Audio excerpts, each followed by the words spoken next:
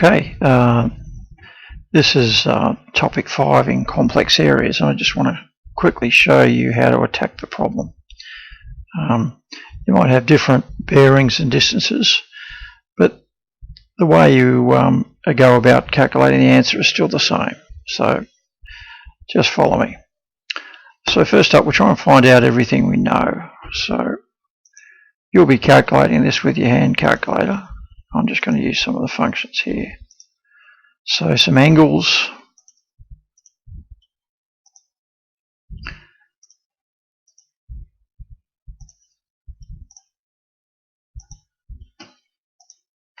So we've got 50 degrees, 85, 95 and 90. I'm not going to worry about this one, I don't need it. And then, so part 1 of the question is calculate the total area.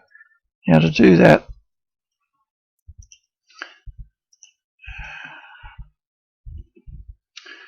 I'm going to divide it up into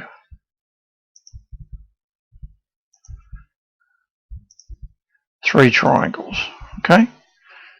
And so this can be triangle 1,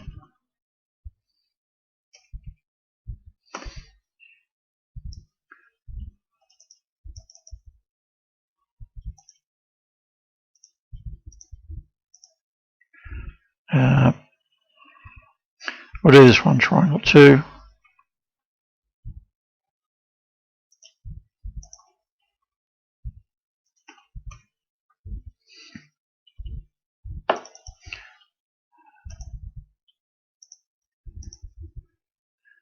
and then what's left here is triangle 3, okay? And you know that's triangle 3. So triangle 1, you'll notice it's a right angle triangle. So we've got to get the area of this shape, number 1. So we divide into triangles, work out the area of this, so that's a right angle triangle, no problem at all. This is a non-right angle triangle, but you can use this angle and this distance and that distance with that formula, gives it to directly. And then this is also a non-right angle triangle, that's a total thing. But what we can do, we can come up here, we can calculate from this right angle triangle, we can calculate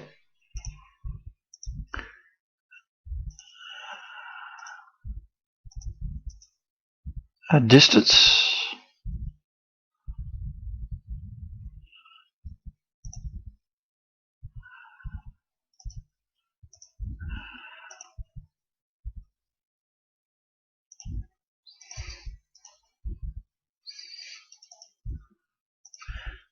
crazy.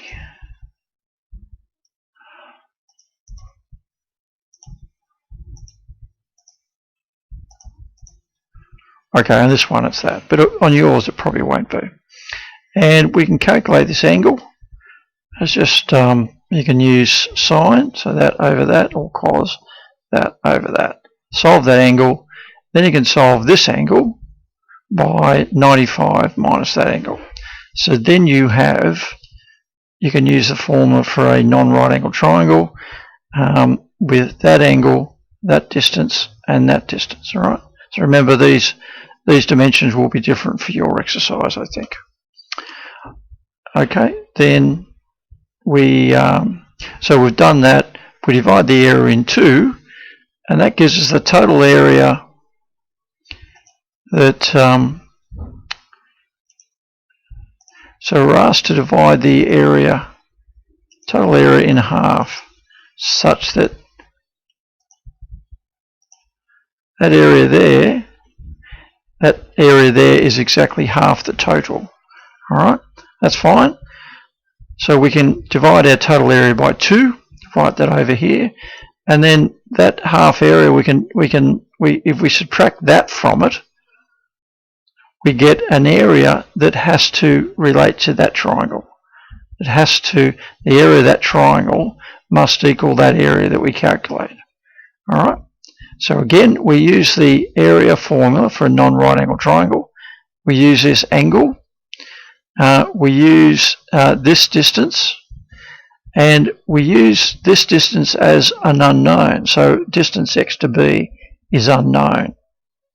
And we solve for the unknown distance such that it'll give us the area that, of this triangle, such that when we add it to that area, it's the total, it's half the total area.